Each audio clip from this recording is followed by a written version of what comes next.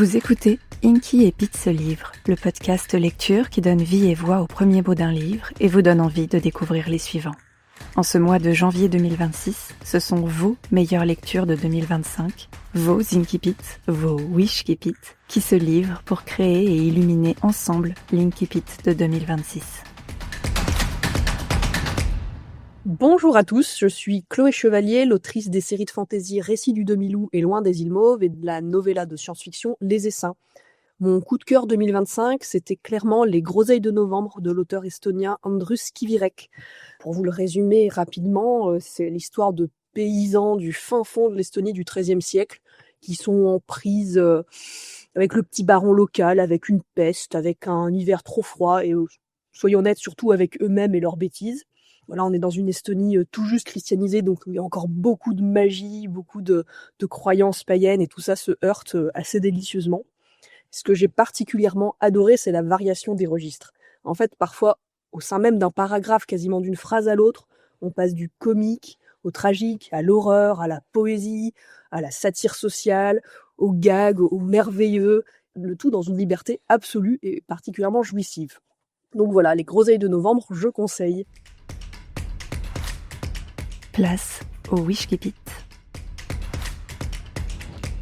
Peu avant midi, le soleil se montra un instant.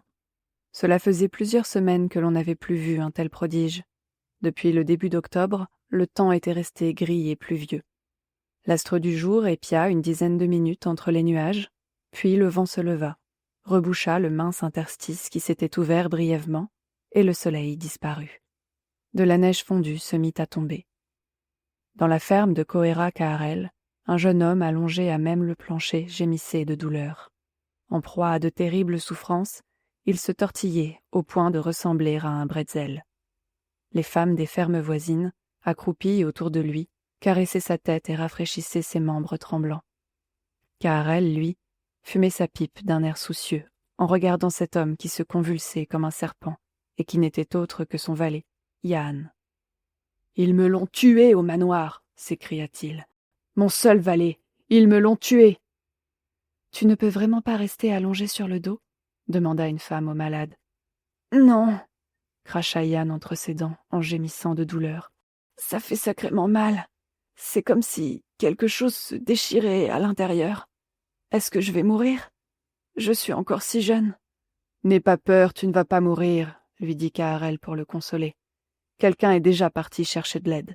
Le granger va arriver d'un instant à l'autre. »« Aïe, aïe, aïe !» glapit le valet en tapant du poing par terre. « Putain! Putain de manoir!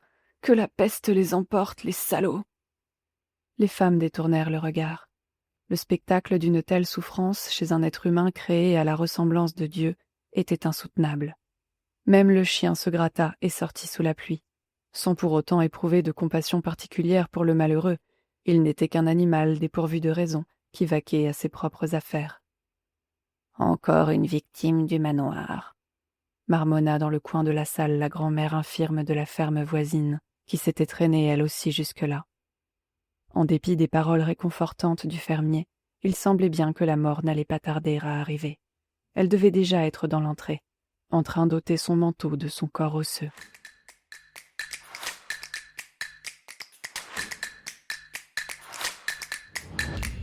Que nous souhaiter à tous pour cette année 2026 qui commence sur les chapeaux de roue, en tout cas sur la scène internationale.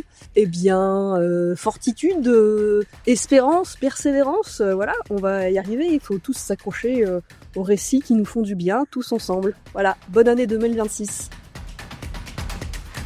Et à demain pour découvrir un nouveau Wishky Pete.